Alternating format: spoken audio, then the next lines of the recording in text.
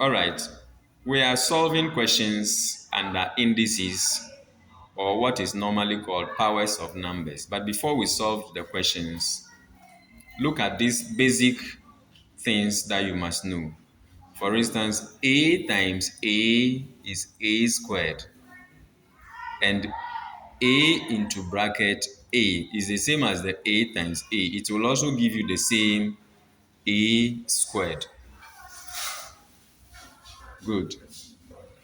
When you come to division, the way all the three divisions have been written, the first one there, so you can write it as a divided by a, which will be equal to 1 horizontally, or vertically as number 2. A divided by a, it will also give you 1. Or long division way, a dividing a, it will also give you 1. So look at how the various ways of multiplication and division can be written in terms of powers of numbers or indices. Good. Now let's go to some of the questions that we are solving. Before we even solve the questions, still look at this thing. Look at it. The laws of indices. Law 1, a exponent m times a exponent n will give you the same. Bases are the same. A and a are the same. So a raised to the power m plus 1. Or it can be three terms. A exponent n times a exponent n times a exponent x would be equal to, since the bases are the same and they are all multiplying, you will take the common base and add all the exponents. Again, it can even be 4 terms or 5 terms or 6 terms. This is how you are going to do it. So take note of some of these basic rules before we continue. In terms of division, when the bases are the same and they are dividing, the exponents will subtract.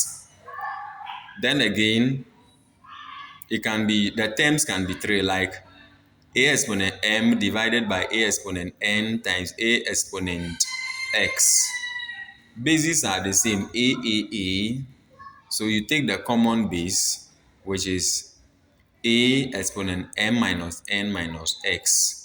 When the terms are 4, a exponent m divided by a exponent n divided by a exponent x divided by a exponent n, you will get a common base, which is a, and then because they are dividing, the exponent will subtract it to be m minus n minus x minus y, to become a exponent m minus n minus x minus y, where a can be an integer, where m can also be an integer.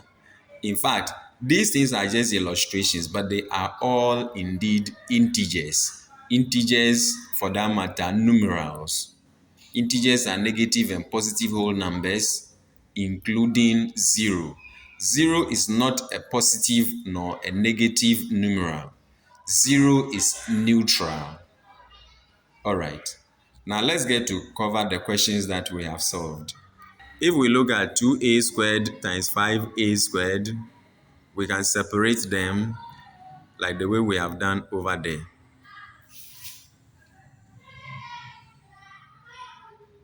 We can separate them, then the solving becomes easier. We can separate the integers from the alphabet or the variables. For the variables, if they are not carrying any exponent, it means it is exponent 1.